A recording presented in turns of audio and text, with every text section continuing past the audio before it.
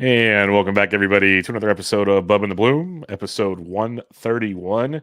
It's Thursday night. That means it's your weekly FAAB preview. This week we'll be previewing week 7 of FAAB, recapping some news and much, much more.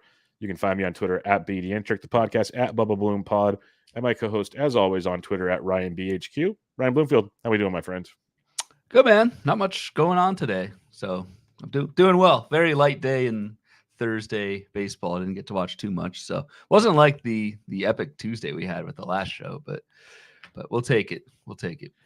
We will take it. Yeah, Renhefo was not playing today, so that's a big bummer when the mascot gets the day off. So not a whole lot else to talk about if that takes place, but we'll keep you guys covered here on some of the news and, more importantly, the schedules, the most added at CBS, and your 2 start pitchers for the week to get you ready for another fun week of FAAB. It's week 7 FAAB, so what do we have, like 19 more after this, something like that? I think 19 more. There's either 26, like we count week 0 as week 1, I think. So I think there's like 26 or 27 FAAB weeks. Dude, it is like, so this is our first May show. April felt like a year to me, at least. And maybe it was just all the injuries and whatnot. It does not feel like it's just been a month of the season. I know it's been a little bit more, like it started late March, but April was a long month. It's a long month. It was very long. It was wearing. It was tedious, but that's what we love. As people are tweeting today, the grind. It's the grind of baseball. That's what we love about it. So let's have some fun here. Let's talk about some positive things. One of Ryan's favorite potential prospect call-ups is getting the call for the New York Mets. Christian Scott. First. I don't want to interrupt, but I do. Show news. We've got live standings from the Bubba and the Bloom. Oh, my bad. I'm an idiot. Overall listener leagues. I've been posted on the NFBC. Yes, that's true. Would you care to run down some of the top names on the board? It's not us. No, it's not us. That is for sure. It's not us. So we did 4 for newer listeners. We did 4 listener leagues. Auction on the NFBC, 15 team. We did 4 of them, so there's 60. And we put them all in an overall This was all like late February. Yeah, all late February. And the winner, as you announced, gets an autographed jersey of their choice, preferably of someone on their team for the overall winner. And so I kind of dragged my feet on asking NFBC to hook up the live standings for us, but they did. So anyone in our listener leagues can go to the NFBC, go to standings. I know some of our folks are newer to the NFBC or brand new to the NFBC. At the top, if you go to standings and just click overall, I think it defaults to main event, but you click that drop down, it goes to Bubba and the Bloom. And you can see Brandon Snyder in first place overall. So congrats so far. To Brandon, me and you, man, we got some work to do. We're sitting 27th and 28th. And then it's kind of interesting. Our first auction for both of us, we did 2 each to make sure that one of us was in each listener league. Both of our first auctions on the struggle bus, 50 and 53 out of 60. So. That's not good. Not good at all. But we're moving. We're doing our thing. Like you said, it's kind of ironic. It's our second auctions that did way better than our first so far. So we'll see how that keeps chugging along. But it's early, as they like to say. We have like 5 months of baseball to go. So we buckle up and keep on going. That's what people at the bottom of the standings say. It's early. Trying to stay positive here, Bloomfield. Trying to stay positive. Drink your water. Don't knock me down on this one, please. But yeah, when 15s and those injuries take place like they have, it's a lot tougher to get things replaced as you like in those situations. So you have to start taking some chances on certain things. So we'll see how that pans out here in the coming days. Yeah. All right. Back to the news. Sorry about that, man. No, it's fine. One of the chances you could take on FAAB this Sunday is on Christian Scott, who's getting called up by the New York Mets to make his major league debut and start on Saturday. Scott's been pretty darn good in the minor leagues this year. And I know Bloomfield likes him quite a bit. So I'm going to give you the floor on this one to wax poetically about one of your guys you've wanted up for quite some time. I mean, it's just been like obvious that Christian Scott is ready. He looked great this spring, has dominated AAA.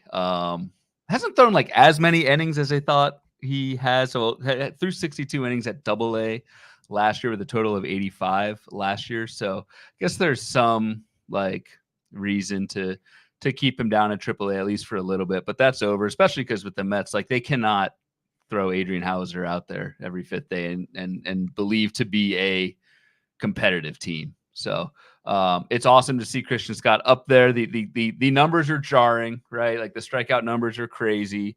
6% walk rate, has had some home run issues so far this year in AAA. That's why he has like a 3.20 ERA, just a 3.20 ERA.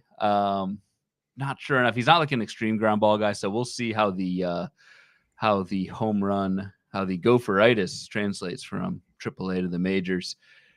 It's going to be wild just to see what Scott goes for. I think non-Paul Skeens division, this is probably the most hype prospect that we'll get this year. There will be a lot more, good prospects out there, but I fully expect Christian Scott. I don't know what you think, but like, I think he'll be going, if he pitches well on Saturday, Christian Scott will be, I think, north of like $200 in 15 team FAAB leagues. And so if everyone's going to love Christian Scott, myself included. I've been talking and clamoring for a call up. It's just, are you willing to pay 30% of your remaining budget, 40% of your remaining budget for a guy?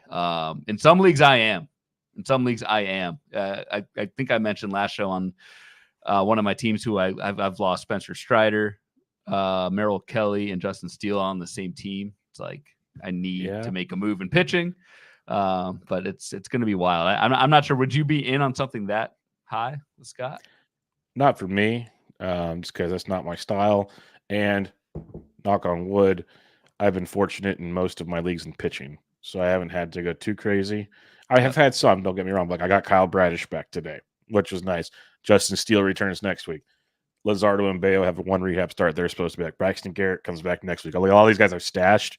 They're all coming around. So knock on wood, I don't need to do that. But like in your case, I get it. Makes a ton of sense. Michael Ciccone in the chat saying like he was asking, no, that's not the wrong one. $90 out of 100 FAAB, or Michael Wisnick, sorry. $90 out of 100 FAAB left. How much do you bid on Scott? You're saying 30 to 40%, right? That's with a good start. That's what I'm guessing he's going to go for in some of these leagues. So about $30, Michael, at least in your format, which makes sense. He's going to be a big one. Like you said, outside of Paul Skeens, this is kind of the dude everyone's been waiting for in the pitching world side of it. Now, like Junior Caminero, there's rumblings that he could be up sometime this weekend. We'll see if that actually takes place. He'd be a fun one on Sunday evening to discuss in FAAB. There's a lot of those type of potentials out there is the best way I'll say it.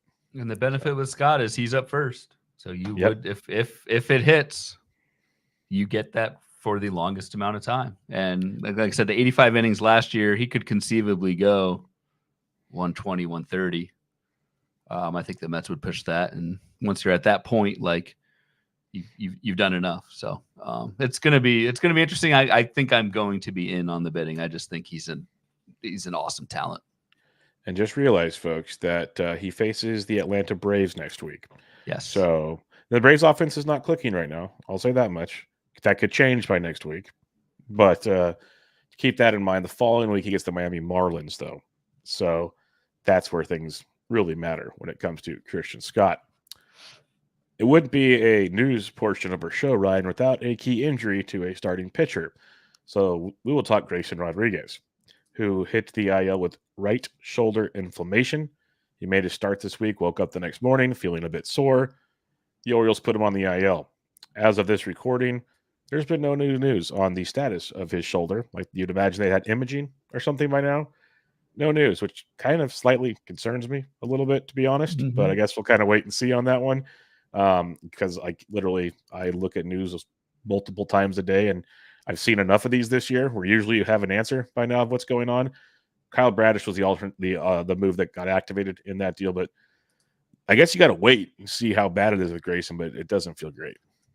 Yeah, you got to wait. This is another one. I avoided the injury victory lap with Grayson Rodriguez. I had a column this week out on Baseball HQ looking at hidden injuries. Yeah, and you called it. Grayson was listed, and literally like that morning, it was announced. The the reason why I had Grayson on there is so I ran a quick thing, and this has been on Twitter a little bit this year too. I looked at the top 10, top 11 starting pitchers in fastball velocity last year. And at the time, 9 out of those 11 are currently on the IL.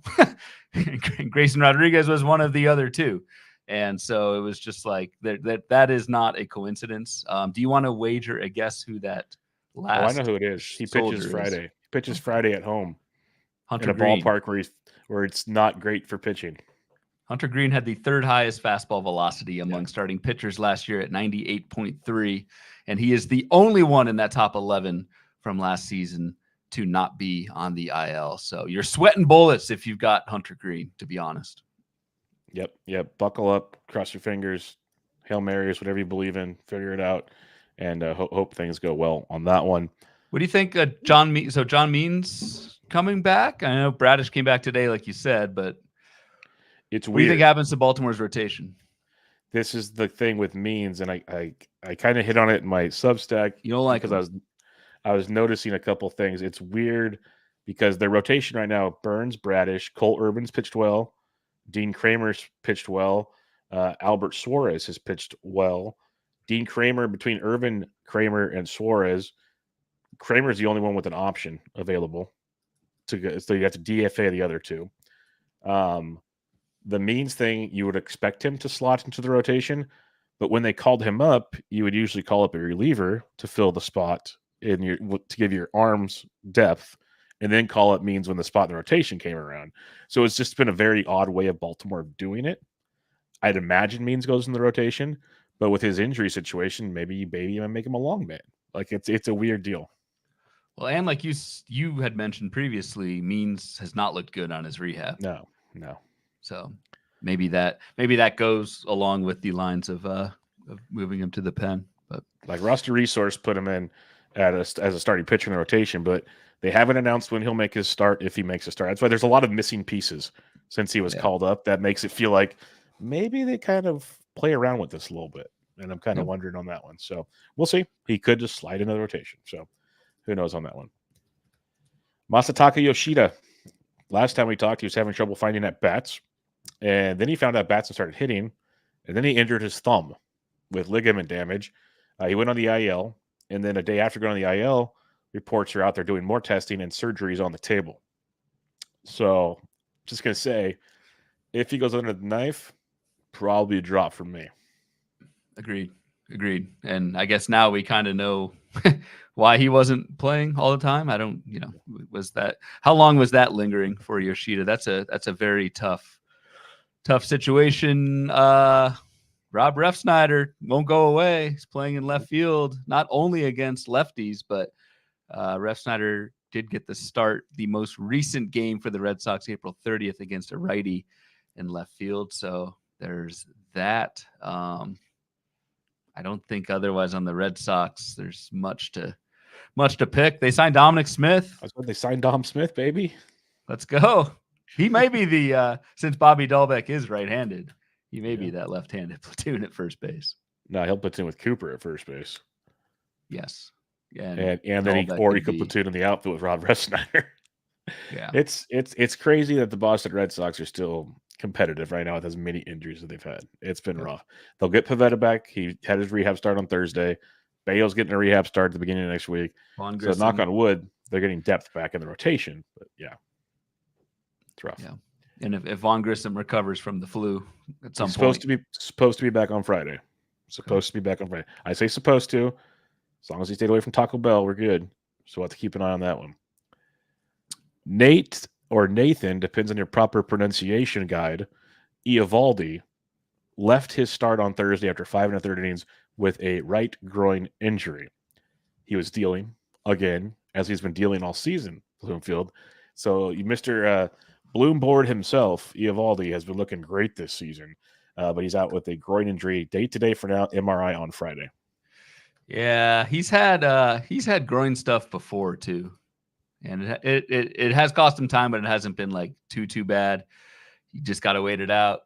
Nate the Great, indeed, man. Like major uptick in whiffs so far this year. 3 ERA, which I think was even better today with his performance. I think at 8 Ks. So you Yep. just, I don't know, hope for the best. And speaking of injuries, like the Rangers, we talked about the the Scherzer setback last episode. Cody Bradford has like disappeared. That is suddenly a pretty thin rotation. Andrew Heaney, I think, who was actually on our Bloom board on Tuesday for the swinging strike and the ball rate like leaders. Andrew Heaney was there. We had thought maybe his spot in the rotation was ending, but Andrew Heaney now, I guess, probably gets a little bit more run in the Rangers rotation if you are into that sort of thing. Yep, Heaney should definitely stick around for a bit longer. A couple more bits of news here. Byron Buxton, he has a knee injury, came up limping, trying to steal second base on Wednesday. The word on the street was he was going through a bunch of tests on Thursday. Did not hear anything yet. We'll probably find out Friday before their game because the Twins had the day off on Thursday. I'd expect an IL stint. To the extent of that IL stint, we'll see. But the fact he couldn't finish running the second and limped off the field just didn't leave me feeling warm and fuzzy. No. And wasn't his injury where the umpire yelled at him to get off the field? Did you see that? Yeah, these umps, there's been some very bad. These umps forget there's a lot more mics than there used to be. We're picking up on some stuff like bad stuff these days. Yeah, that was not a good scene. Yelling at an injured guy to get off the field. The Buxton news. It's Buxton, so you kind of expect it. I don't know what they'll do in center. They just platoon so many guys. Whatever it'll be some kind of platoon. I know that's analysis, but maybe Willie Castro has played a little bit of center, gets more run, who's also third base, and maybe shortstop eligible already. He's all over the place. It's wild what he's been up to so far. So pretty cool stuff there from Willie. Last bit I got here, Chas McCormick. He was been dealing with a hamstring injury. He officially went on the IL with a hamstring injury on Wednesday. They called up a utility infielder from AAA hit below 200, so don't worry about that. When it comes to the replacement coming off there. But Chas, he's been struggling. Maybe this has something to do with it. Hopefully he gets better soon and comes back because it's been a rough go to start the season. Yeah, probably should have had Chas in that hidden injury column. Whenever you see just a total collapse in skills like that from someone who isn't really that old, you just get curious. So FAAB, upcoming FAAB legend, Joey Loperfido. Fido. From what I was told. Could be wrong. I'm not the expert at this. So gets more run. John Singleton's up and playing, looks like most days. So he's probably like John Singleton is probably their everyday first baseman. That's what it seems like. When Loperfido was called out, they said he'd play outfield primarily. And then on Thursday, the Astros faced their first left-handed starter since he was called up, and he was not in the starting lineup. So hopefully it's not a platoon situation. We'll have to kind of wait and see how that plays out. Yep. Good call. Yeah. It might not be a full-time gear because, like, for those that maybe didn't listen on Tuesday, we talked Tyler Black, Loperfido, and was it Mason Beck that got called up? Or yes, Tristan Beck. Tristan Beck, sorry. Rockies. Tristan Beck. I think we kind of we didn't rank them officially, but based on our discussion, it was Black, Jordan Beck. Jordan Beck. Sorry, there's a lot of Becks actually. Rod Beck. Yeah. Well, there's I'm just gonna stop. I think I'd rank them Black, Beck, and Loperfido this weekend in FAAB. I don't know about you. I'm thinking maybe Black second, but that's probably accurate. I think Black has the most playing time run of the three. Yep, that's kind of what I'm feeling. So just for those that maybe didn't listen on Tuesday, that's how we broke them down deeper. So maybe go tune in. Not on the outline, really not a lot of deep diving on this. Just wanted to mention it was announced on Thursday. Garrett Cole's been playing catch lately. He's targeting a mid-June return. So that's a month and a half still. If you're rostering Garrett Cole, just realize it's at least, barring any setbacks, a month and a half. You're not dropping him, so if you waited this long, just keep that in the back of your mind. It's going to be a little while. So in a pitcher you might drop, just to tag onto that, is Merrill Kelly, who was moved to the 60-day IL and somewhat of a news dump transaction. They're like, we signed, I forget who it was. They traded for Bowman from Minnesota. Yeah, they traded for Bowman, and not in fine print, but and Merrill Kelly's been moved to the 60-day IL. So I think Merrill, I dropped him in a lot of 15s last week. I think Merrill Kelly is now a firm drop. And then this again, it was pretty interesting. D-backs gave a bunch of updates the other day, and like they updated with Gallon's information and Erod and all this. When they hit on Erod, they flat out said we didn't do our best job. We should have tested more before we, decided to let him start throwing again. Yeah, I was like, that's like New York at least Mets. I like admitted that. it. At least they admitted it. That just feels like New York Mets from like 5 years ago when every pitcher was just a wreck. So yeah, interesting stuff there. All right. Week 7, FAAB preview. What are your initial takeaways, Mr. Bloomfield, from the schedule grid we are looking at here for the week? All right, schedule grid's up, and we'll do our normal, just kind of see where it takes us when we kind of run through every team and what the schedule looks like. Fewer games than in most weeks. We've got 5 teams with a 5-game slate, which I don't like. Just less baseball. You've got Atlanta, Baltimore, the Boston Red Sox, and then you have Toronto and Washington with 5 games. And then just eyeballing it looks like maybe 10 teams with 7 games. So, again, doesn't sound like a lot, but if you take the difference of 2 games, I actually ran a study on this in the Forecaster a few years ago. But if you have that perfect situation where you take the difference of 2 extra games every week times whatever, 25, 26 weeks, it almost adds up to having an extra player on your team over the course of the season. I know every week is not a 7 versus 5 decision, but over time, 2 extra games, stuff matters. And when you said before the quote unquote grind, if you've got injuries and you need to maximize at bats, which is the way to go on the hitting side, that's why we have this up here. So we've got a tie, Bubba, for the worst hitting team in baseball per WRC Plus now between the Chicago White Sox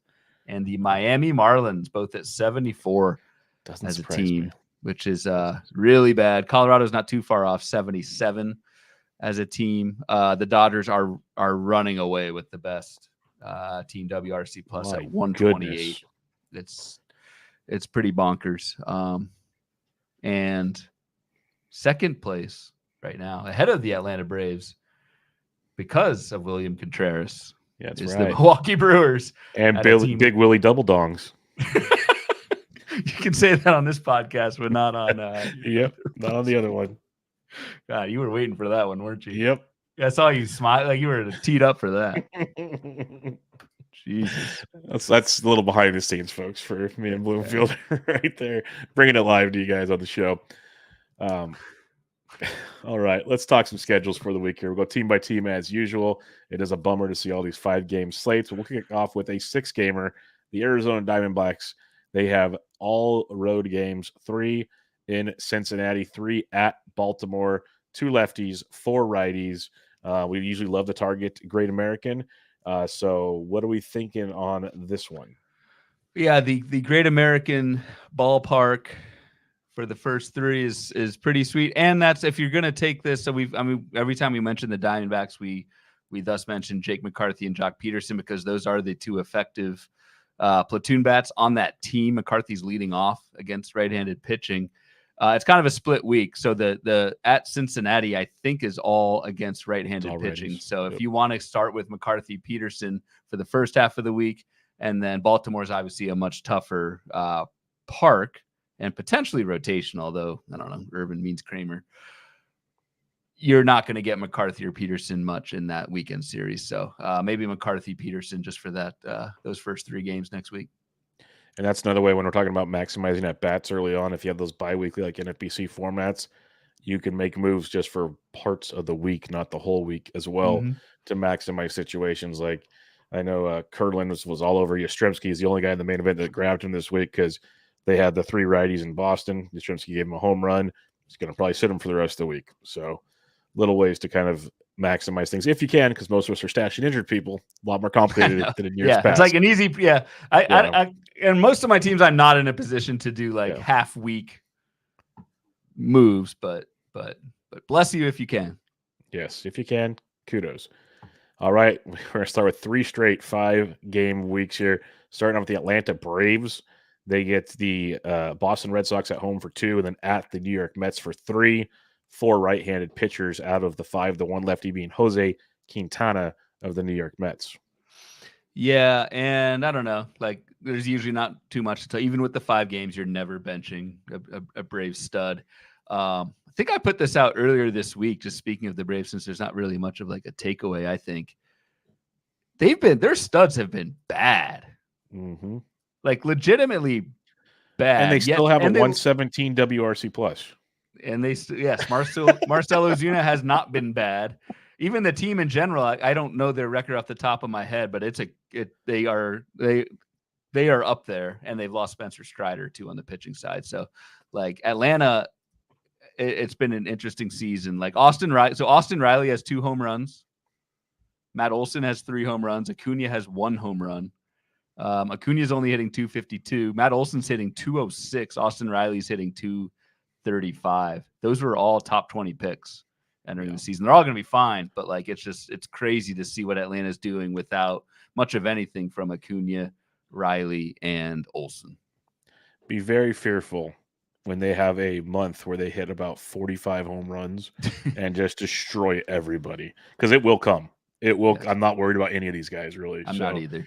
Be very, very scared when your pitching comes up against the Braves here in a few months. That's all I'm going to say. Yep. It's going to happen. Baltimore Orioles, they have 5 games as well here. 2 at the Washington Nationals, 3 at home against Arizona, 4 righties on the docket. Their first game of the week their second game, Parker is a lefty. Otherwise, they finish with 3 righties in the D-backs. Yes, and so I don't know. Baltimore is, you're either starting their studs, or they're platooning kind of their non-studs in a 5-game week. Not very attractive to me. Even like a Ryan O'Hearn, who we've talked about a lot. You're only getting those 4 games. It's a tough. I mean, the righties. It's Brandon Pfaadt and Zach Gallen, 2 of the 4. So I don't know. It's not a perfect week for Baltimore bats. I wonder if we will see Heston Kjerstad. That's what I'm keeping an eye on. Yeah, he's not getting much run, so it's a rough go. Like he's gonna get sent back one of these days. Boston Red Sox, they got 5 games as well. 2 at the Atlanta Braves, 3 at home against the Washington Nationals. 3 lefties, 2 righties. That makes for an insanely difficult stream week. Yes, yeah, and so we were just talking about the roster there. Like it's hard to do a Dominic Smith if you're desperate for corner. You're probably only going to play twice. Even like Wilyer Abreu doesn't play much against lefties. Like I think Wilyer Abreu is surging right now, but like I'm probably benching him next week if he's only going to play 2, maybe 3 games. Yeah, like in reality, we joke about it a lot. If for some reason you want to stream Boston, Ref Schneider is your dude. Let's go throw it out there, because you get 3 lefties. He'll play 3, maybe 4 times. And on the weekend, he'll get Corbin, Irvin, and Gore. I like Gore a ton, obviously, but that Corbin matchup could get all you need. It's incredible that quintet, I think that's the word for a group of 5, quintet, averages a 17% strikeout to walk with Corbin included. That's the beauty of Ronaldo Lopez and Chris Sale and Mackenzie Gore. Yep. And Gore, Gore's K walk has been really good this year as well. Yeah, he's doing the Robbie Ray thing. Just throwing it out there. Chicago Cubs, they were back to 6 now. Chicago Cubs 6 games this week. They get 3 at home against the Padres, 3 at the Pittsburgh Pirates, 5 righties on deck. And I'll say this much. I'm curious how that Pittsburgh series goes. You have Jones, Falter, Keller. Rumor has it, if all goes well this weekend, Paul Skeens can make his debut on Friday, maybe pushing Jones back. So maybe you get Skeens, Jones, and Falter on the week. It's still 3 righties, but could be fun. Yep, it would be a home game for Pittsburgh, so it might make sense for them to do that. They need to. They do. Definitely need to. In terms of streams here with the Cubs, like I picked up Matt Mervis in a couple spots last week. He hasn't done anything yet. It's just been a couple games. PCA, Pete Crow Armstrong, is playing well every day, and at least against righties, and at least to start, hitting 250 with a homer, 5 RBI, and 22 plate appearances. At strikeout rates in the low 20s, making some hard contact. I like PCA as a pickup this week if he hasn't already been scooped. Yeah, Talkman and PCA will be your guys. They had a heavy right-handed lineup schedule this past week, so I'm guessing most are already taken. If not, go peep them and look into them for this next week. Yep. One of the worst offenses in baseball, the Chicago Cubs, are one of the 7 game weeks on the schedule, and they play 3 at the Tampa Bay Rays, then 4 at home against the Cleveland Guardians, 5 righties in those 7 games. It's a good set of righties to target, honestly, outside of Eflin. Yeah. But Yes. it's the White Sox, baby. Tommy Pham should be taken because he's an Adonis. But what else are you seeing here? I mean, yeah, you like Gavin Sheets. I've dropped him in a couple spots last week because he in 12s it's like he gets a hit here and there, but he's not doing it. He's got power, so it wouldn't shock me if he put it together. But there was other like streams like the Twins guys this past week and stuff like that. I'd rather Pete Crow Armstrong, stuff like that. I was looking at. Yeah, I don't see really anything. Assuming Pham is already grabbed. Yes, it's a 7 game week. Yes, the opposition is not much, but outside. I'm actually curious your take on this catcher guy. What do you think of Corey Lee?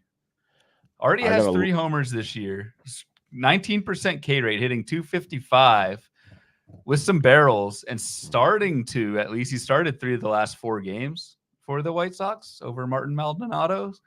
Mm-hmm. Second catcher, maybe. He was a 4th catcher in a lot of my DCs because I thought he was talented enough. I got a lot of backlash, people saying he was a horrible offensive catcher, this, that, and the other. And I said he had like a handful of professional games. So I think his minor league numbers are pretty good. I believe he came up from the Astros system in a trade. I don't mind as a catcher too in 15-team leagues for sure. In 12s, you should probably have better options, I think. In 15s, though, I can see the appeal to ride the hot bat and see where it keeps going because I think there's enough talent there as a catcher too. Yep, and you're probably getting 4 starts from Corey Lee next week. Yes, so at least for sure. So, yeah, I think there's at least something there in your deeper formats. The way catchers are kind of dwindling at the moment, that he could fill in some holes for you. Cincinnati Reds, they have 6 games this week. 3 at home against the Arizona Diamondbacks. 3 at the San Francisco Giants.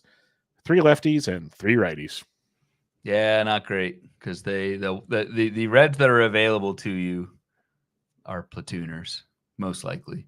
So you've got some kind of combination of Nick Martini. You've got the other Bubba Thompson, who's on the team but hasn't started any of the last 6 games. So what are we really doing there?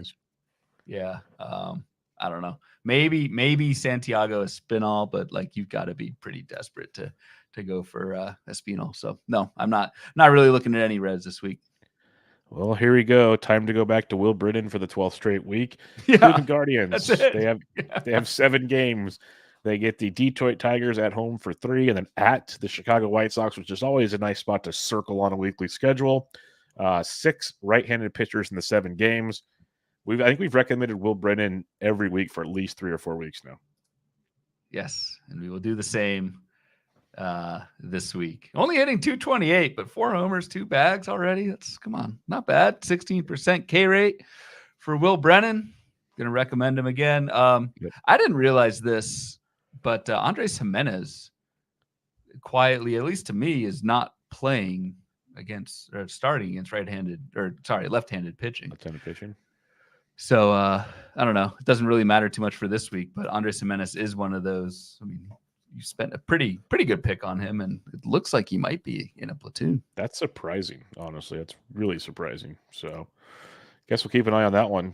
Josh Taylor, on the other hand, is hitting everything. So that's glorious to see. That's interesting Jimenez, unlike his brother Bo. Yes, unlike his brother. It's been a.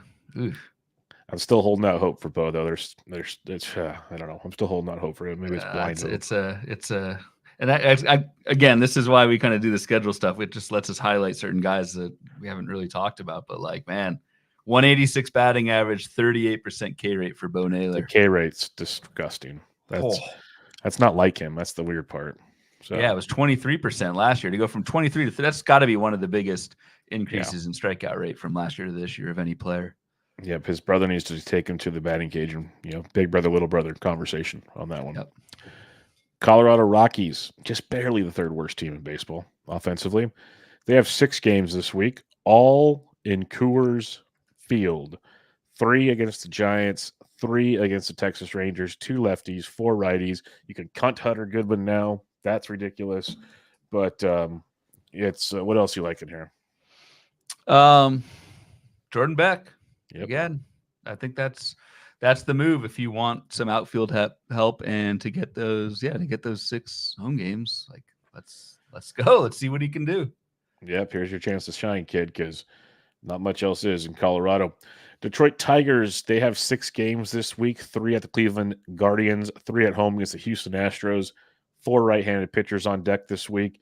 One of the better hitting situations. And I'll say this much, those Tigers bats, they've been swinging it pretty good over the last week or so.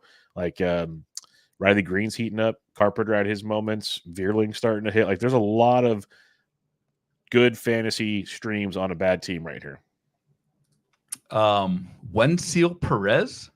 He's playing well too, as long as he'll sit versus lefties, but he'll play versus righties. So good week. And they and the Tigers get 4 against. That's one of the softer pitching staffs of any team that we'll see this week. So, Wenzel Perez, he actually played their last game against a lefty. He started. So that's starting now because that originally when he got called up, because I had a question like a week ago when I was doing lineup stuff with Curlin, and he was not starting against lefties. So if that changes, very intriguing because there's a nice hit tool, 3 homers, 2 steals already to start this little short spurt of the season. Right. Hitting basically 300 with a 21% K rate. And the big thing for me, at least for these prospects, is like, how does the hit tool translate? And Wenzel Perez has a 8% whiff rate, and he's not chasing. So the plate approach looks really good. Hitting 3rd against righties. I think if you need some outfield help, I would go look at Wenzel Perez this week. I like that. That might be one of my favorite ones we talked about thus far because he might actually have viability going forward. So definitely liking that. Our buddy Michael Cicchini says, my boy Riley Green leads baseball in walk percentage, is like 6 in barrel percentage. Yeah. When Seal has some speed. Yeah, Green's starting to get it going. So there's a lot to like there. And if they could just get Torque going, like that'd be great. Yeah, Torque is actually interesting on Torque. So was it Wednesday they had the day game, and one of their beat writers was basically giving a play-by-play of each of his at-bats.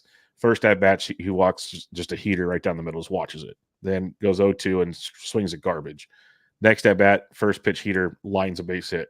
So basically what he's insinuating, if you dig into the profile of Torkelson, he needs to be more aggressive at the plate.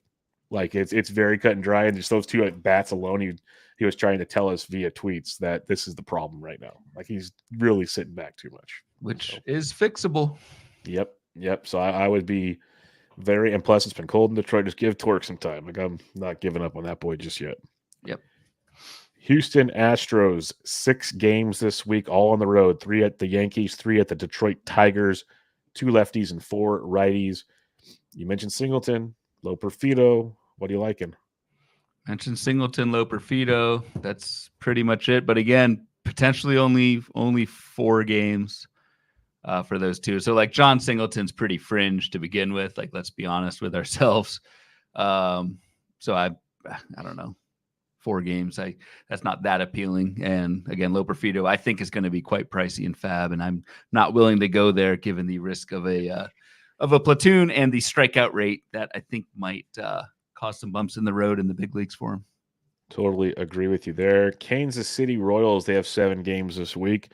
3 at home against the Milwaukee Brewers, 4 on the road versus Los Angeles Angels and Anaheim. And it's a tricky one, Ryan. 3 lefties and 4 righties. It's a tricky one, but it's a tricky from left and right, but it's beautiful from a non-Freddie Peralta division. That's a crew to go against. Colin Ray, Joe Ross, Reed Detmers started hot, but he's decent. But then Griffin Canning, Canning's pitching better. There's no strikeouts. Dude, Anderson's pitched well. Anderson, Sandoval. That's a dream schedule. I don't know. Yeah, the problem is the 3 to 4 lefty righty because I've talked about Kyle Isbell a little bit too much on this podcast, but like he's not that great. But he comes up every week. Mount Massey, Michael Massey is. I'll give you a shout out on that one. He's been money for you. He's been good. The problem is I don't know if he plays against lefties and. Kansas City gets 3 of them. So something to keep an eye on. But I think Michael Massey, even as a longer term pickup, definitely in 15-team leagues, is definitely viable. I think he's going to play every day against righties and fixture in that lineup, and he's got some skill. So, yep, don't hate that at all. Los Angeles Angels of Anaheim, 7 games this week. They get 3 at Pittsburgh, 4 at home against Kansas City, 2 lefties, 5 righties. The mascot will be in full force this week. Yeah. Mascot. As if he wasn't already in full force. I mean, he's already locked in, dude. Yep. Rengifo's hitting, 320, I think, after. Dude, he's a beast. He's a beast. 326, 9 bags, 2 steals, 16% K rate. Power hasn't been there, but man. He's hit 2 homers like the past week. It's coming. Yep. And playing every. I mean, predictably the Angels have been snake bit. So I don't know. We start going on Rengifo. I don't even care who else is on the team. You got Taylor what? Taylor Ward's there. Brandon Drury's low-key been terrible this year. Joe Adell's still there if he's available. That's a Joe Adell, if available, I think is locked in near the top of that lineup. But other than that, man, it's starting to get it's bad. It's starting to get real dicey. Real quick. Your boy Kevin Pillar. My boy Kevin. Okay, your boy Nick you knew what team he was on before the Angels, which is more than 99% of us, at least me. Oh, that's funny. That's funny stuff. Los Angeles Dodgers, best offense in baseball, get 6 games this week. They get the Marlins at home for 3, then on the road for 3 in San Diego. So a short little trip south for the Dodgers. 2 lefties potentially because Braxton Garrett should be back on Monday, barring something weird, and 4 righties for the week. Problem is finding an available Dodger. Right. Finding available Dodger. The ones that are available are platooning, like your James Outman, Gavin Lux, Chris Taylor, Kike Hernandez. And when you go 2-4 in a 2-4 lefty righty in a week, it's tough to play that game. So if Andy Pages is somehow still out there, yes, fix that immediately. Go. He's been really good, but yeah, not too much to do here with the Dodgers. They should crush. Question I had for you, just we just did both Los Angeles teams. Would you rather have Andy Pages or Joe Adell? Ooh, that's a good question. That was DM'd to me this week. I'll go Pages. Pages. Better lineup and hasn't had the lows of Adell. I went Adell because I don't think there's any platoon risk. It's not like Pages is still playing every day. But I also think that I said I go Adell, but Pages has the higher ceiling, if that's what you're going for. So that it's really, really close. It's close. It's close. Very, very close. It's good. It's a good pull. The Miami Marlins, they are tied for the worst offense in baseball, as you mentioned earlier. And they have 6 games this week. They get 3 at the Los Angeles Dodgers, 3 at home against the Philadelphia Phillies. That's no wonder they have an off day going from LA to Miami. Like that's scheduling, folks. 5 lefties this week. Something you rarely ever see. That can't be right. Yeah, I think Wheeler, Yamamoto, Stone. No, it's 5 righties, 1 lefty. Yeah, 5 righties, 1 lefty. So we get your boy Jesus Sanchez again. I'm making note. I don't like when my sheet's not right, man. My boy, who? Who'd you say? Your boy, Jesus Sanchez. Yeah, we'll get him. Who else will we get? It's probably my other boy, Nick Gordon. Yeah, no, that's about it. That's about it, Ryan. We're just gonna call it right there. Let's not get cute and just throw them all out there. Dude, that's an awful lineup. Yes, it's the Angels are encroaching on the awfulness of Miami. But Miami's is bad. There's a reason why Miami and Chicago White Sox have the 2 worst WRC pluses right now. Like it's brutal. Agreed. But yeah, Jesus Sanchez is a legitimate pickup this week, I think. Hitting 236, 4 steals, and only 2 homers, but the power's there. Power's there. So I like Jesus Sanchez this week, as in most weeks when Miami plays righties. As long as Jesus actually hustles and doesn't get pulled from the game, he's going to be a great stream. Let's put it that way, because that boy's got some issues in that regard. Milwaukee Brewers, the Fighting Williams, 7 games this week. They get 3 at Kansas City, and then 4 at home. Divisional games against the St. Louis Cardinals. 5 right-handed pitchers. Here's where we start talking Black and a couple other options here. Yes, Tyler Black. I mean, and so so much is just like, can you hit the ground running when you get called up? Like, the microscope is on you. Tyler Black's going to have every chance to not only play, but like, he's hitting so weird. He's hitting like 3rd or 4th as like a speed first baseman. It's like everything that's backwards about what you would think about a first baseman hitting cleanup. Is Tyler Black, but great opportunity for Tyler Black. If you maybe want some Sal Frelick, if he's still available. I don't know how has he been good this year. He's been hitting towards the top of the order, which gives him his fantasy been leading relevance. off. Yeah. 250 hasn't hit a homer yet. 4 steals. Like Blake Perkins feels more fantasy relevant, but when Black showed up, Perkins went down to 8th and 9th most games, which kind of puts a damper on things. Yeah. So keep an eye on Tyler Black. It was pretty cool on the debut day. Beck, Black, and Loper Fito all got their first career hits on the same day. That was pretty sweet. So that was cool. Are there any suspensions? Was Abner Uribe? Well, that's wait. Well, Abner Uribe got a 6-game suspension and got demoted on the same day. So that's like good. How you doing? How does that work? Does he have to serve the suspension in AAA or when he gets called back up? I thought it was when he get called back up. That's what I thought. I don't know. He's appealing it. So is Freddie Peralta, who has a 5-game suspension, and Jose. My man's appealing it from AAA. Yeah, that's a tough one to get appeals in AAA. The Savannah Banana is going to come down and hold court for you, or how's that going to go? So we'll have to see how that goes. But yeah, Uribe once closer, now AAA for the Milwaukee Brewers. That's how quickly that changed, real quick. Mm-hmm. So don't blink. Minnesota Twins, feels like we had this conversation last week with them. Their team is hitting very well because they have their rally sausage, if you've seen that. That's a lot of fun. They have 7 games this week, 4 at home against Seattle, 3 at the Toronto Blue Jays, 6 right-handed pitchers. So a lot of the same pickups we like last week. Yep. Do it again this week. Yep. And Trevor Larnach's really the dude, but probably picked up everywhere because he is hitting 370. Good Lord. The only thing I'll say about the schedule is they do get, Seattle is just so good, that rotation. To get Luis, it is the 6 righties, but it's Luis Castillo, it's George Kirby, it's Logan Gilbert, it's Gossman. That may be an Alek Manoah start at the end of next week. I have Yariel Rodriguez in there, but he's on the IL.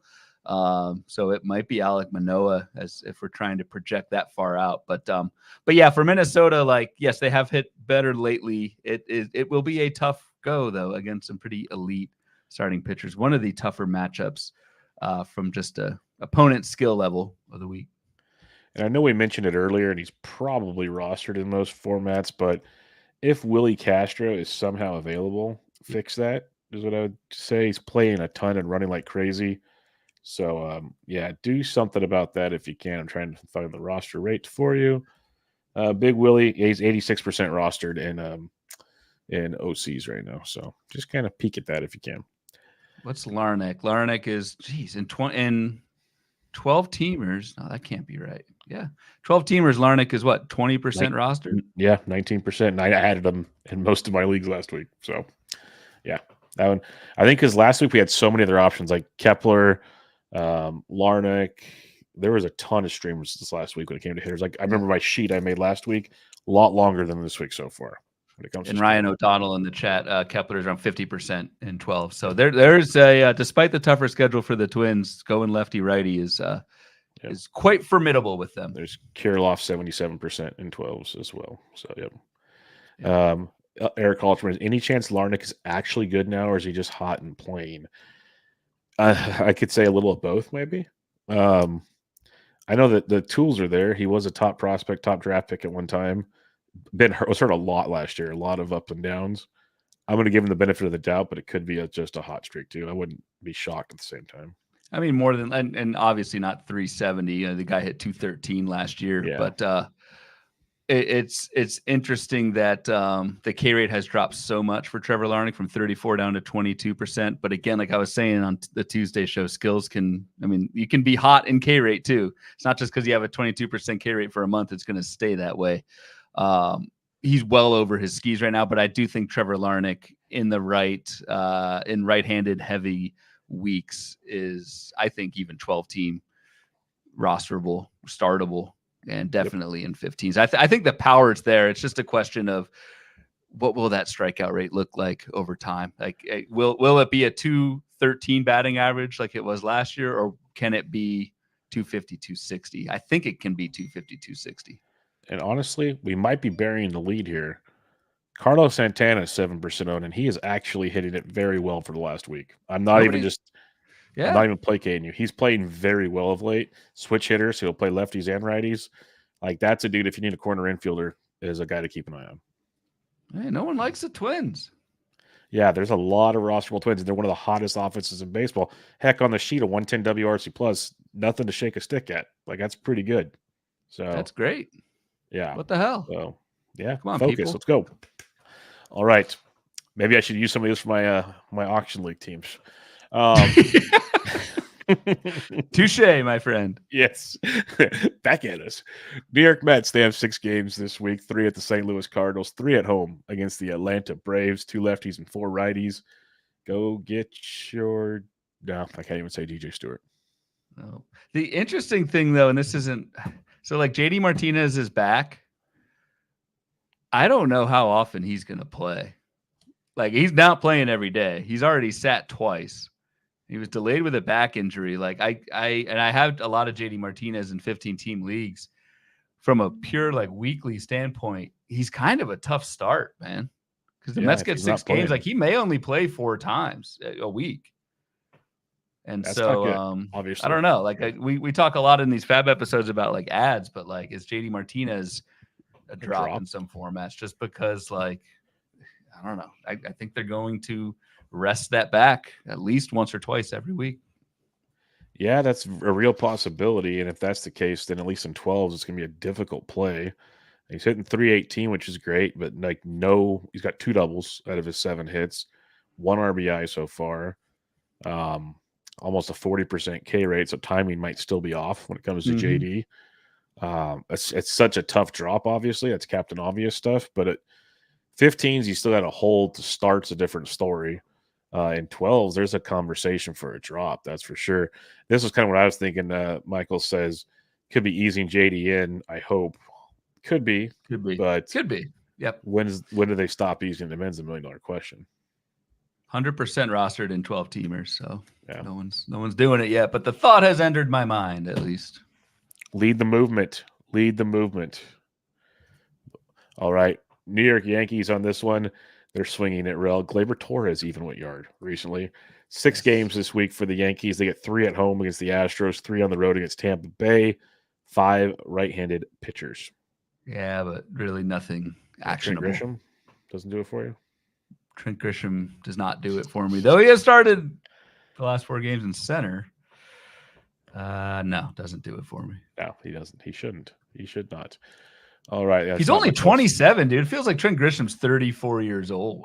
He's the Salvi Perez of the outfield. I remember a couple of years ago when Salvi's only 29. What are we doing here right now? The Greg Oden contenders. Greg Oden contenders. Yep. Here we go. The good old stuff. I forget who you originally comped to Greg Oden. Damn, it was Yordan Alvarez. Oh yeah, it was with his like bulky ass knees, and he's like 25. Yep. Yeah, that was it. It was Yordan Alvarez. Yep, that's the one. I got you. Eric Halterman thinks they're ramping him up. 2 on, 1 off, 3 on, 1 off. Looks like ramping up to JD. Yeah, hope so. Yep, works for me. All right, one of the best stories and most entertaining watches in baseball right now. The Oakland Athletics. They got 7 games this week. They get 4 at home against the Texas Rangers, 3 at the Seattle Mariners, 6 right-handed pitchers. Again, you got to face the Mariners, which is the opposite of the White Sox when it comes to pitching. But 6 righties, you got your Lawrence Butlers of the world. Yep. Nevin is playing against everybody and hitting very, very well. They have sent Noda back down because JD Davis comes back on Thursday. There are some pieces to the puzzle if you're feeling frisky with the Oakland Athletics. Yeah, and I was going to get all excited about Lawrence Butler, but he is hitting 185, 28%. 28% K rate, but has some power speed if you're very desperate. But you're right. I don't know. Despite the feel good story, the major league story here, I don't know. That's a tough schedule, even though it's mostly righties. Dude, if they win like 5 out of 7 next week, it'd be so on. Start peeling off some paper. Start peeling off the layers, folks. It's coming. It's coming. Peeling off the layers. Do you like Tyler Nevin? He's swinging a red hot bat right now. Power's there. He's got like an 8 or 9 game hitting streak with like 3 home runs. Playing every day, hitting second since Geloff's been out. Like there's a lot to like from a fantasy perspective. Now the matchups this week, like you said, not the most ideal situations, but he's going to get every opportunity to play. He plays lefties and righties, so it doesn't matter in that regard. All right, I like it. I think he's probably the best pickup out of any A. Which I think so. Says a lot. You won the NIT. Congratulations. Hey. Participation trophies. Yeah. Philadelphia Phillies, they got 6 games this week. Weird one here. They get 1 at home against the Giants. Then they get 2 at home against Toronto. And then 3 at the Miami Marlins. 4 right-handed pitchers on set for Philadelphia. Most people will be rostered there, but anybody standing out to you? No, not really. We had some Bryson Stott worry. I think he'll be fine. But no, there's nothing really actionable for the Phillies that I see. It's a good schedule, though. Really good schedule. It's tough to piece it together because not as many platoons. Like Brandon Marsh is the obvious one if he's still available, but he's even cooled down. So tricky in that regard. A lot of airline miles. A lot of airline. Well, now they're at home for the first 4. Oh, yeah. Well, never mind. You're good. I can't read the @ symbol. You want my glasses, or how's that going for you? I might need them. That was bad. Pittsburgh Pirates, they got 6 games this week, all at home. They get the Angels for 3, the Cubs for 3, but it's 3 lefties and 3 righties. Yeah, so your Rowdies, your Jack Sawinskis, your Connor Joes, Edward Oliveras, those are kind of your platoon guys. The 3-3 split is very difficult. Not a lot of airline miles for the Pittsburgh Pirates. Nope, not at all. They're cozy at home. San Diego Padres, they have 6 games this week. They get to go to Wrigley Field for 3, and then they're flying back home to face the Los Angeles Dodgers for 3. 2 lefties, 4 righties, but man, you get our boy Shota to kick off the week. You get Glass now and a Buehler start.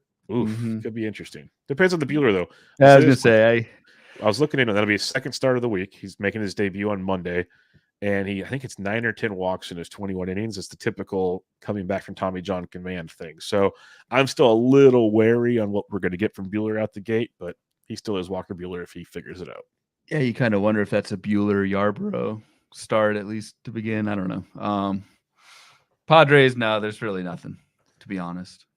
Their good guys are rostered and their platoon guys are not. So the one I will throw out there, talked about him a little bit last week.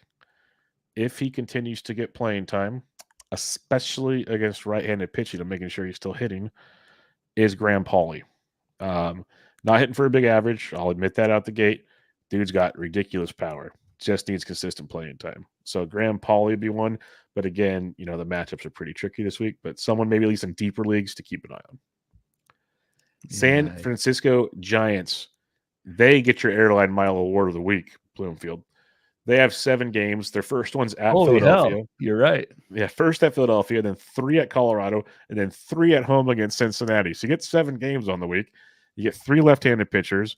You get 4 right-handed pitchers and 3 different ballparks. It's a doozy.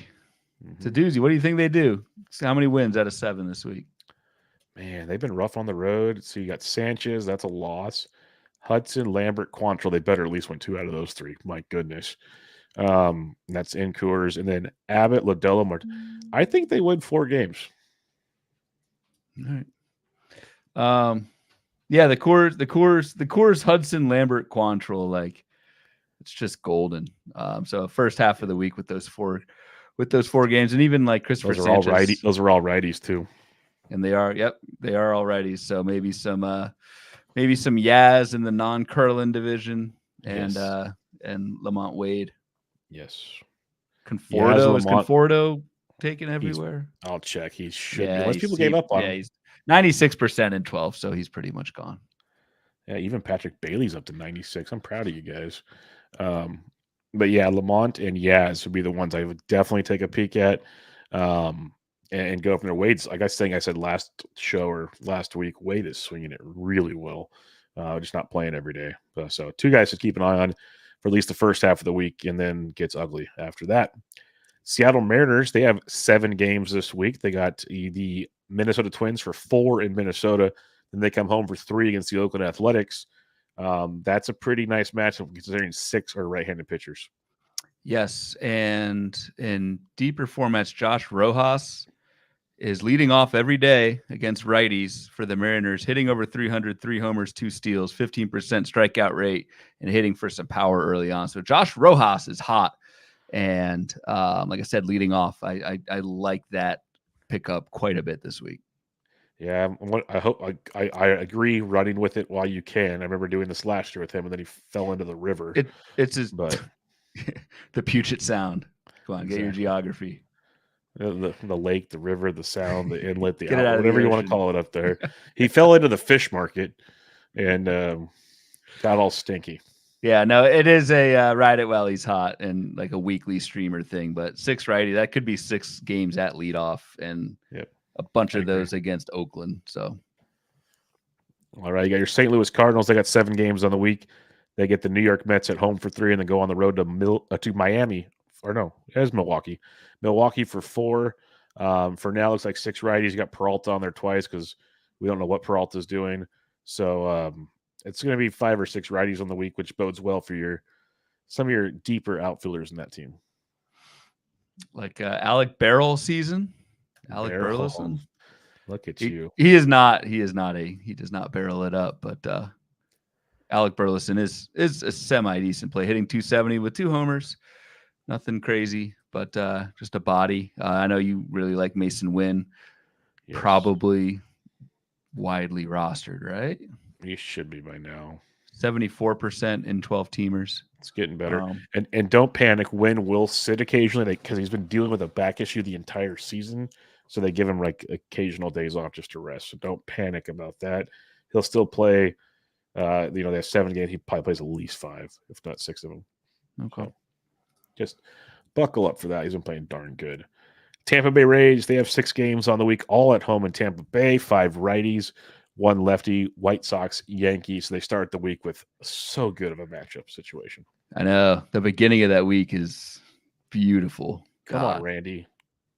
I know. This is the week for Randy. This is a half week for Richie Palacios. Yeah. Outside of that, yeah, it's tough. Not after much. That. But Richie's been playing really well. With you on that one. Yes. Texas Rangers, they have 7 games on the road this week.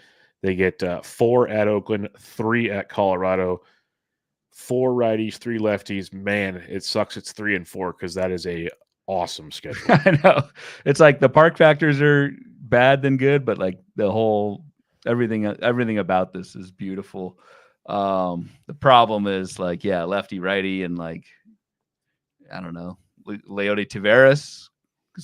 This would be the week for him to start doing something. I feel like pretty much everyone else. Josh Smith has been all right. I think hit a homer last couple of days. So everyone else I think is rostered everywhere. So Josh Smith, Leody Taveras, with the 7 games, those guys pretty much play every day.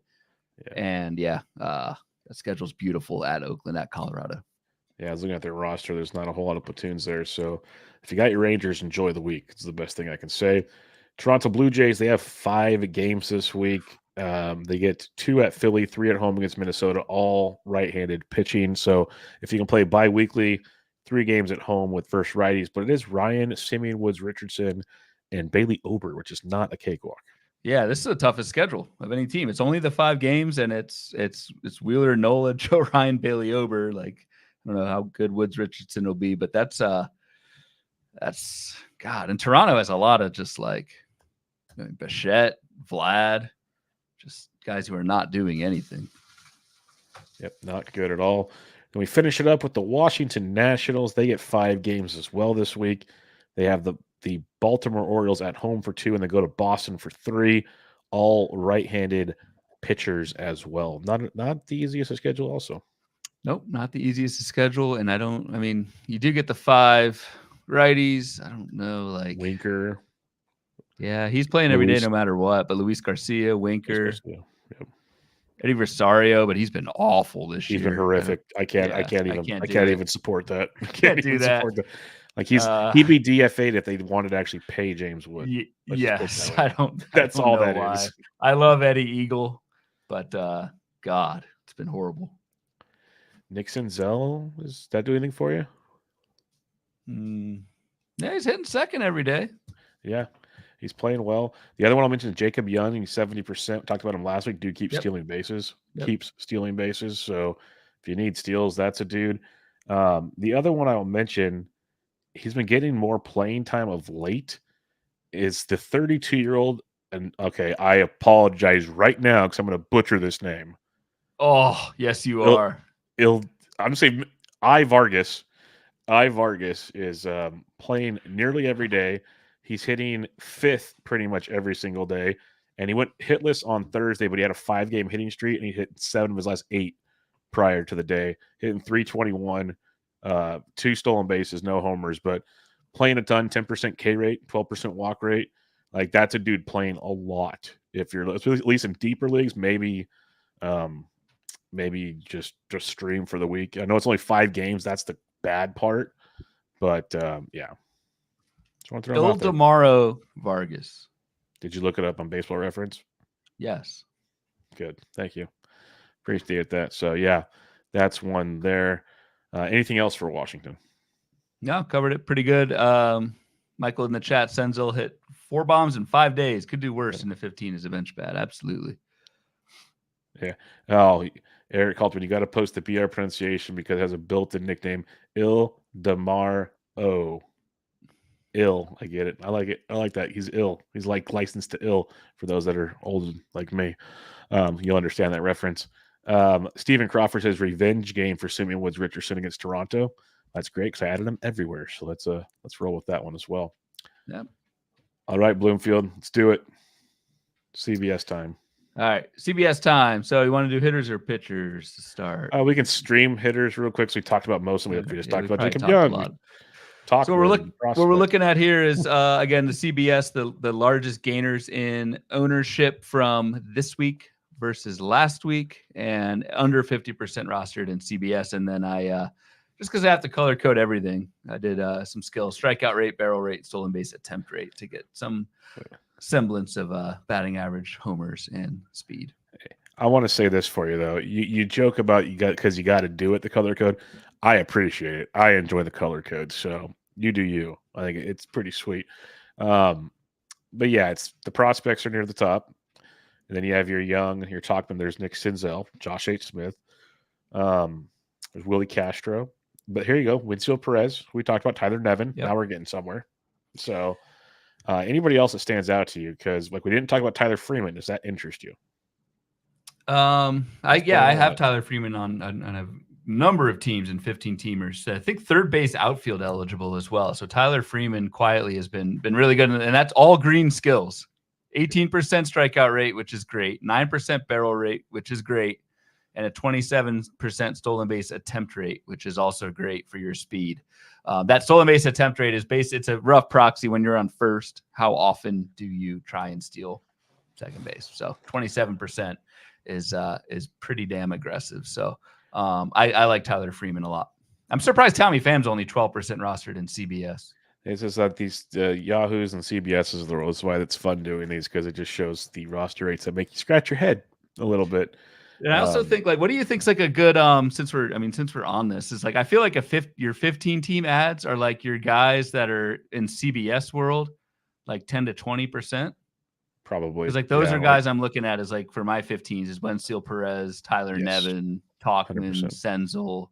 Senzel, Josh Rojas. I feel like for 12s, it may be more. I mean, I don't know. 12s better than I do, but yeah, you're nailed the 15s. I think 12s are probably more like 30 to 60% because like you'll look at some 12s. Like remember, I got Josh Lowe a few weeks ago. Who was it last? Oh, Seiya Suzuki was available in one last week. You get some random dudes that are like, whoa, you never see it in a 15. So definitely check him out. But like Vaughn Grissom's 43% rostered here. He probably not even available in 12s, honestly. But so maybe it's more like 25 to 45, something like that, give or take. So yeah, you're in the ballpark there for sure. Couple other names. Yeah. One name that super pops out to me is he's not up yet, but if you have room for a stash, Aurelvis Martinez in Toronto. Yep. Kyle Manzardo as well. Yes. He's crushing it. Correct. Not sure where they play him, though. That's the problem, folks. I know. Like they kind of have first base locked in there. But I think Aurelvis Martinez could, like, there is an opportunity. He's hitting 310, 8 home runs at AAA right now. Like, I think that's a very worthy stash if you have the room to do it this weekend. Can he play third base? I guess he can play second too if he needs to. He can play second. Yeah, play second. Move things around because that offense needs a spark plug in a hurry. It's getting bad. Bad north of the border. Might be some fun trades coming up over there if things keep going this way. We really have talked about most of these guys. Carlos Santana, Palacios for Tampa Bay we like. Jesse Winker you mentioned. So Larnick's down there at the bottom. Is he? Where is he at? Yeah, very bottom. Yep. Trevor Larnick's down there, 8% rostered in CBS. So it just kind of dovetails with a lot of the schedule talk that we just did. I like how, kind of like that. I like how we've kind of touched on a bunch of these names already. Exactly. And that leads to the pitcher side of things where Bailey Falter will be, he's 30% increase this week. It'll be a 30% drop rate next week. Yes. So, yes. Context is needed for why Bailey Falter is the top riser. Still loving on that 2-step, but yeah. No. But yeah, then you got like, Reed Garrett, who we've talked about in recent weeks, Hector Neris, who we talked about, Slade Ciccone, who we have a question on that we'll discuss later on. But there's Alek Manoah, Simeon Woods Richardson we've discussed. Like there's a lot of these fun names that a lot of these could be intriguing 12 and 15 team targets this week. What's your take on Alek Manoah? I'm still out. Like I know we talked off air before the show. Like really, really good in his last outing against the AAA Pittsburgh team. He went opposite Paul Skeens. I need a lot more than that one start from Alek Manoah to get back on board. Yep. And the problem with that line of thinking, it's the proper line of thinking, and I'm with you, is if you wait, and he shoves again, that price is just going to go up and up. So Taj Bradley is listed here. I was just going to mention that. He's started his rehab assignment. He's probably got 2 more rehab starts potentially. He was awesome in his first, like really good. So if he might be back, probably not next week, but the following week. So Ben Lively shows up at the bottom. We talked about him, I believe, last episode. And he's been pitching well, man. I know. Really well. I kind of a mea culpa. I kind of ignorantly, he's been bad. Ben Lively is. I called him Blake Lively last year because it was so bad. Remember? But he gets the White Sox next week at the Chicago White Sox. Exactly. And the skills, I mean, 32% K rate, 5% walk rate. That is elite. Is he that good? No, he's not. The whiffs and the ball rate don't support it. But like I think 15 team streamable. Ben Lively is. Yep, I'm with you on that one with Lively. Other than that, though, it's like Garrett Clevenger. He's getting save chances in Tampa Bay that people are still kind of quiet on. Cooper Criswell, we talked about him briefly last week. He had a 2-step this week, did well against the Giants. I don't think he's a big strikeout guy, but he's going to do enough to probably not destroy you in deeper formats is one thing I'd say. And then we got a question later about one Rodri Munoz. If you're curious, the dude's pretty good and he's not make-believe. Yeah. On Sunday, you texted me. You're like, Rodri Munoz. I'm like, that's not a real person. Came out and shoved against Colorado. But I don't know. From what I've seen, pretty shaky control in the minors. Yep, in the minors, very shaky. 18% walk rate in the minors. 3 walks so far in 11 innings in the bigs. I'll take that with 14 strikeouts. Yep. Question from Ryan O'Donnell. Do we like Mitchell Parker longer term tough matchup versus Baltimore? I think Mitchell Parker, I like some of the things, but I think he's a streamer, and I would not start him against Baltimore next week. That has blow up written all over it. He towed the line versus Texas today. I would take that and enjoy it. See, Gialdi gets it. Rowdy Roddery. If I can't get Rowdy Tellez, give me Rowdy Roddery. Let's go. Trevor McGill is listed at 13% rostered in CBS leagues. We just talked earlier about the prize fighter, Abner Uribe, going down to AAA. That basically means it's either McGill or Joel Payamps, I believe, for saves in Milwaukee. Yep. So I don't think there's really a big relief pitcher ad this week, but Trevor McGill, I think you can kind of slide him in and maybe get a save or two, and maybe even more if things start working out. But didn't he? I mean, he like fainted and went on the IL. He fainted at I believe it was Verizon or a T-Mobile and hit his head and got on the concussion IL.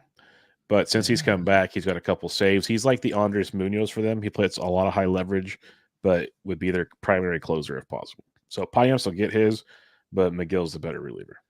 I haven't been to a cell phone store in forever. I probably would faint in one of those right now too. Yeah, they're annoying. Those people behind the counter think they're God's gift to technology. Some history there, Bubba. Sounds like it's so frustrating because I'm electronically just not good, and I go asking questions and they make me feel like the dumbest human being alive. And they're like little pimple poppers. What if we have listeners that work for like Verizon, man? What are we doing? Well, hopefully they're better people than the ones that work by me. Let's put it that way. Eric says, I knew their customer service was bad, but not that bad. Pretty good. It's a good one, Eric. Well done, Eric. That's good stuff. Despite fainting in a cell phone store, Trevor McGill the prices got him. I mean, yeah, and you got to wait like 4 hours to meet with somebody and take a number so you can talk to the Genius Bar. Yeah, it's tough. It's a tough world out there. Oh, Jesus. Chigoni says after Baltimore, Parker gets the White Sox next week, then two-step Minnesota, Seattle. Yeah, I like that. I like that. So if you want to bench him, go for it for next week. That's fine. But I'm still not a big believer in Parker overall, but that's maybe my blind spot. So, okay. All right. 2 steps. Ready? All right. 2 steps. We don't have a color code 2 steps. Sorry, people. No, and it's only relevant people. It's like Zach Gallen will pass on with a bunch of 5-game weeks. Not a lot of 2 steps already. Many. Yep. Like Justin Steele's coming back. You're going to start him.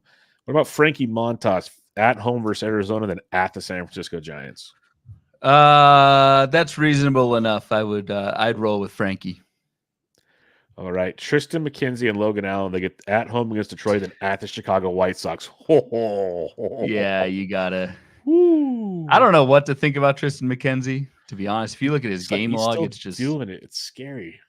He's just so inconsistent, though, from start to start. You just have no idea. But yes, anybody. This is the dream. Maybe Miami. Like Ryan Feltner had the Miami, Colorado. He's with Colorado, but he had Feltner at Miami, Pittsburgh. That's a good one. Yeah, which is pretty sweet. But yeah, this is for Logan Allen and Tristan McKenzie. Detroit and at the White Sox is absolutely beautiful. I'm out. Not for me. You're not doing it? Detroit's actually swinging very good bats right now, and I don't trust Tristan McKenzie or Logan Allen at all. We did just say that, but I'm doing it. Get you some. The Rockies, Dakota Hudson at home against the Giants, at home against Texas. Yeah. We can. All right. White Sox. White Sox, Soroka and Mike Clevenger at Tampa and then versus Cleveland. No. See, I think they may be better options. Well, so that's what I was just going to go. Soroka, Clevenger versus Mackenzie Allen. No, the Cleveland start scares me. That's the problem. But I like that Tampa Bay start better than the Detroit start. Yeah. Okay. I could listen to that argument. Jack Flaherty, he's already starting. Justin Verlander should be starting. Whoa. Jack Flaherty. Oh, do you want to talk about Jack Flaherty? Sorry. No, his first name is Cy. It's not Jack. So continue on. My apologies, sir. My apologies for mispronouncing that one. I'm good at mispronouncing things, so I apologize. Kansas City, Cole Reagan, Seth Lugo should already be starting. Here you go. Angels. Tyler Anderson and Patrick Sandoval at Pittsburgh versus Kansas City. God. I'm going to go yes and no. I'm going to say yes and no. I agree with you, which is Tyler Anderson, yes. And I cannot bring myself to start Patrick Sandoval. No, can't do it. Walker Buehler, would you start him versus Miami and at San Diego? Yeah. Yeah. Okay. Like, again, I mean, you mentioned it. Maybe he doesn't go 5, but like versus Miami. Yeah. Come on. The Dodgers are winning that game. It's, can Buehler go 5 and get the win? Yep.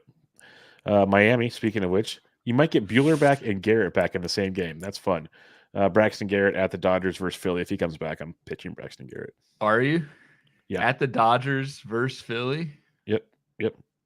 I think I am too. I think you have to, but that's a tough schedule. Strikeout upside's too good for me on those ones. Okay. Milwaukee, Bryce Wilson and Colin Ray at Kansas City versus St. Louis. I mean, they have ERAs of 3 and 2.67. Both pitching over their skis right now. Way over their skis.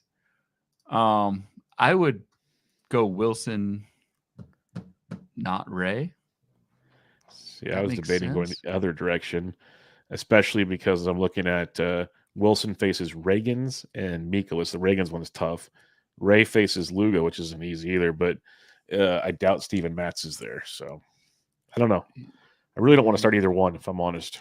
No, I really don't either. Like, I know with Wilson, with Bryce Wilson, you are not getting any whiffs or strikeouts, and probably the same with Ray. Wilson has an 8% whiff rate. Ray has a 7% whiff rate. Ray was on our board last week on Tuesday. Yeah, that's right.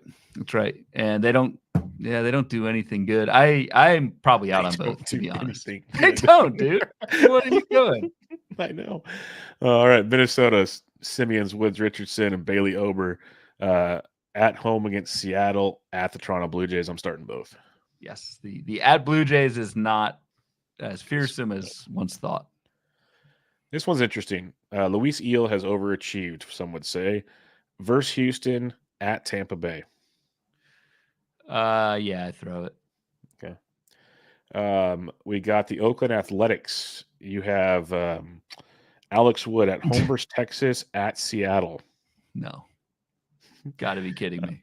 No, I'm just reading what I'm saying. Pittsburgh, Mitch Keller, home against the Angels, home against the Cubs.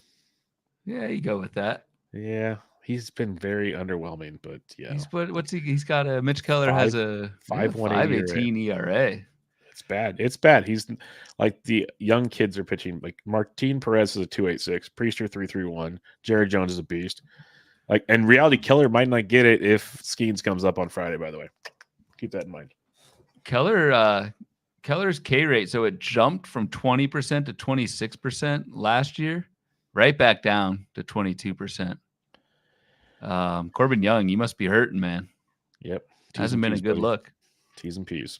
Granted, the Sierra is 4 compared to a 5.18 ERA, so a little bit of bad fortune too. But skills aren't so hot for Mr. Keller right now. Yep. You Darvish, you're pitching. Luis Castillo, you're pitching. Oh, man, this is pure speculation for the Giants. They have Mason Black going on Monday and Saturday. That would be amazing. And that's at Philly and then versus Cincinnati. Then you got Kyle Harrison at Colorado versus Cincinnati. I'm starting Harrison for sure. Yeah.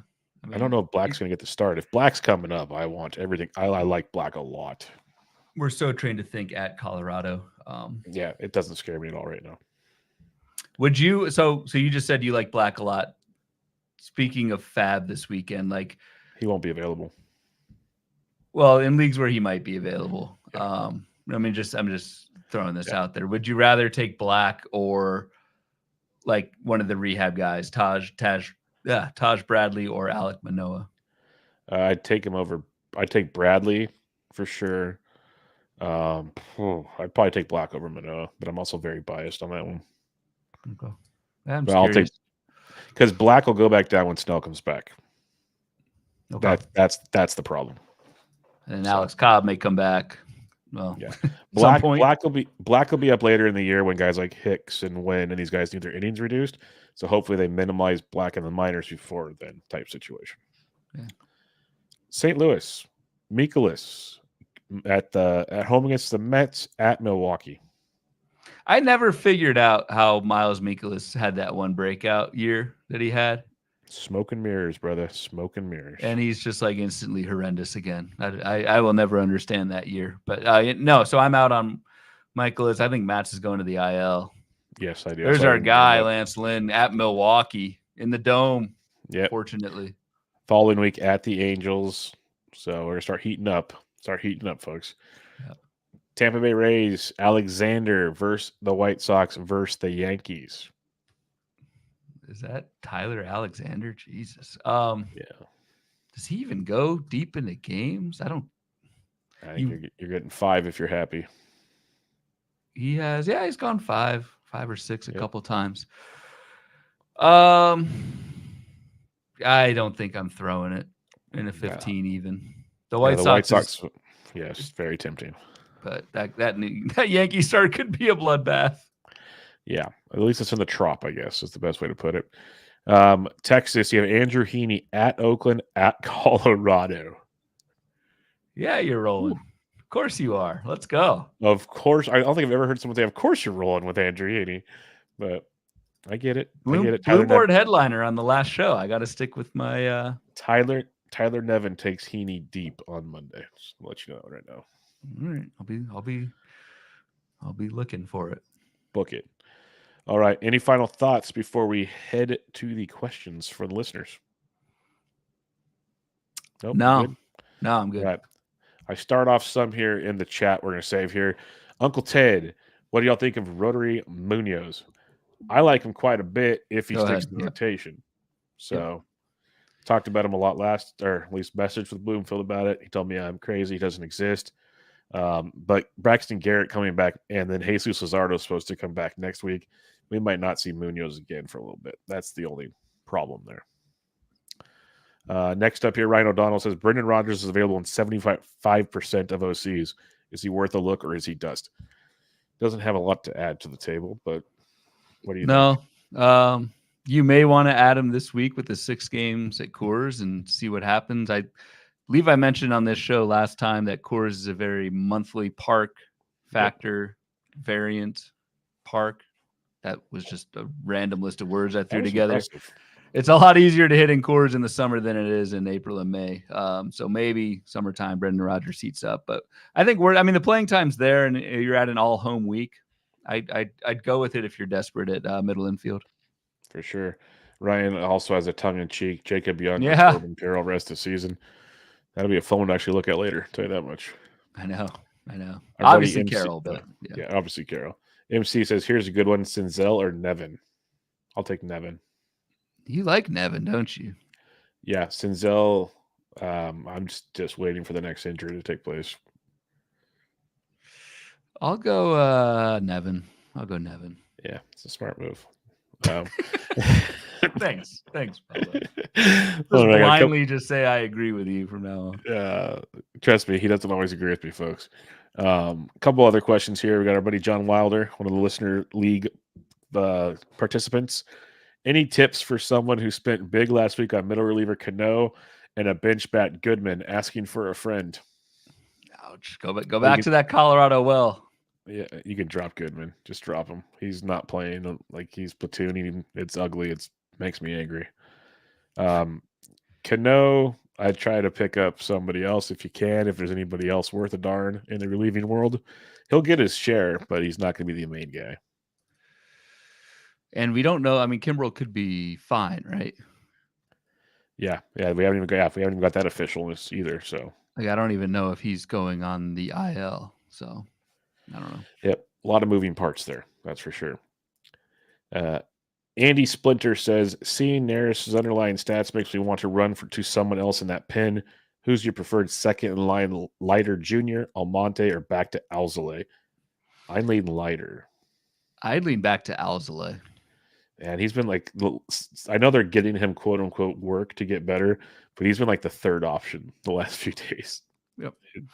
And Hector Neris does have, and I don't think this isn't the question, but like if you have Neris, you're rolling with him no matter how bad he is, because he does have the job.